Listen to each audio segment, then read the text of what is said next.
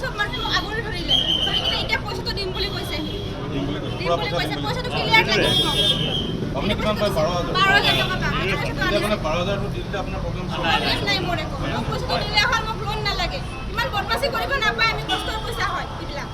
আজি 1 বছৰ হ'ব লাহেকে ফোন মাৰি থাকো ফোন কৰি ৰিচিভ নকৰে আধা কিলো টকা 1 বছৰ হৈ গ'ল আজি কি হ'ল মালিকৰ হাতত আছে এতিয়া 1 বছৰ হৈ গ'ল 1 বছৰ পলাই গৈছে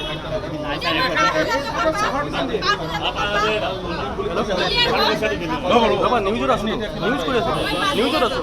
মই লোনৰ কাৰণে দিছিলো মুদ্ৰা লোন দিম বুলি কৈছিলে কিমান দিন হ'ল আজি 1 বছৰ হ'ব লাহেকে ঠিক আছে ইমান কষ্ট কৰি চলি আছো সেই দোকানৰ পৰা মালিকৰ পৰা পইচা লৈ যায় তাৰমানে আপোনাৰ পৰা 12,000 লৈছিলে 12,000 7,000 দিলে এতিয়া আৰু 5,000 দিলে আপোনাৰ হিচাপ আপোনাৰ একো অবজেকশ্যন নাই আৰু নালাগে একো আৰু ঠিক আছে আপুনি পইচাটো আপুনি কিয় লৈছিলে এই লোনৰ কি লোন দিব লোনৰ নামত একেলগে দিয়া নাই পইচাটো কি নাম আপোনাৰ কি নাম মনচুৰে হা মনচুৰে মনচুৰ মনচুৰ কি হয় নামটো কি নাম আপোনাৰ নামটো কি মনচুৰ আলি মনচুৰ ঘৰ ক'ত আপুনি কি চাকৰি দিম বুলি পইচা লৈ নাই নাই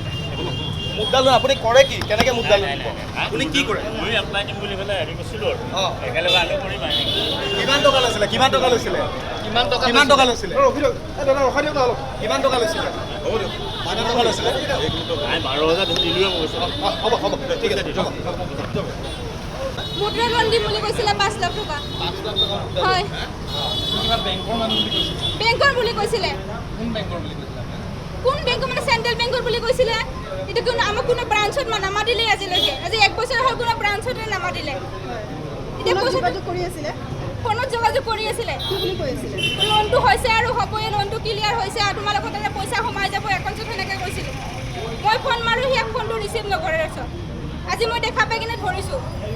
ধৰি কিনে ইয়ালৈকে লৈ আহিছোঁ মই সিয়াক তেওঁৰ নামটো কি তেওঁৰ নামটো আজিলৈকে মই নাজানো এনে ভাইটিদা বুলি মাতে সেনেকৈ নাম নজনাকৈ পইচা দিলে পইচাটো নামটো নাজানো মই বেংকৰ মানুহ বুলি কৈছিলে লোন দিম বুলি কৈছিলে